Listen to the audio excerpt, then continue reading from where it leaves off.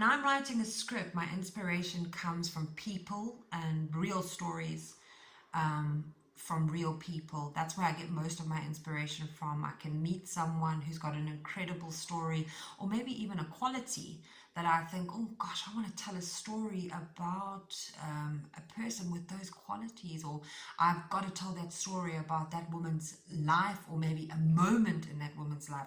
I don't really take my inspiration from big contexts like world political context and stuff like that. My inspiration mostly comes from smaller stories and a slice of life, but I would say most of my inspiration comes from people I meet or stories I hear from people I meet. As a writer, I don't look for inspiration, but rather the inspiration finds me. So most of my scripts have been scripts that have been written after I experienced something. For example, I was mugged 3 times, and then I wrote The Crook's Eye, and the crook used the same words that were used when I was being mugged, for example. So it became that real. However, if I'm commissioned to write something, then I have to write a story that exists. All stories exist, but a story that I'm told. And then I just will open my laptop and write the first line, and that line will inspire the next lines. I don't look for inspiration. Inspiration finds me. Challenges I face when moving from page to stage. I love that part of the process, and I love the challenges that come with part of the process.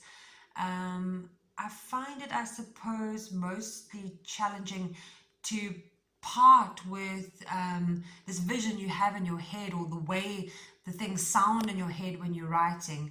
You've really got to let that go and move from a writer headspace, whether I'm acting, directing, or directing when I move to stage. It becomes a different world, and stepping out of that writer's head and that writer's world and into that practical part of it, and that moving and audio part of it, you really have to get into that world and leave that quite cerebral, heady world behind, and allow the process to be organic. And it can change when you're in the room, and just be open to that. It's a challenge I love, but it's easier for some than others. The challenges I found from moving from page to stage is that sometimes as a writer you see things in a certain way and you write in the moment, but when you get to the stage and you actually hear what you wrote, it just sounds different, and you're like, no, this is not real. I need to rewrite. Or you write something and then it gets on stage and then it has to be directed, and you realize that you've written something that can't be interpreted the right way by someone else who hasn't written that script and is not in your head. So I find that sometimes there are challenges from page to script that help me grow as a writer, to make sure that those challenges don't exist in the future. The biggest, most important tip I can give to want to be playwrights is write. Don't censor yourself. If you have an idea, a lot of the time you have an idea and you speak it into existence, and then that idea goes out into the universe and somebody else takes it. If you have an idea, write it down, get your story out there.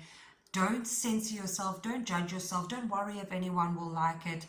The most important thing is just to be brave and get your stories down on paper, and then you can bring them to life. I really believe that is just to write as much as you can. Write, if it's a poem, if it's a sentence, if it's an observation, keep a book always with you. If it's an anecdote, if it's something, a line you hear somebody say, and you find it funny or interesting, write it down, and then read. Those are my 2 big tips for being a writer. There's no There's no more important advice I can give you than write, write, write, write, write. Anyway, lots of love. Mwah.